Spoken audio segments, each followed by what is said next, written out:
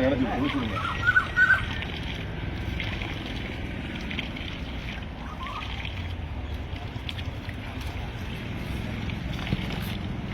கொஞ்சம் காட்டுங்க.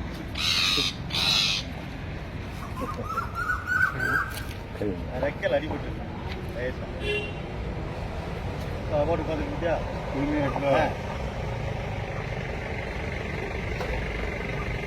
தெளிவாயிட்டு போறீங்க. விட்டு விட்டு பறக்கட்டும், விட்டு பிறந்த பிறந்த பறக்கட்டும். பிறந்த பிறந்த போவா அதுக்கு மேலே போகும்.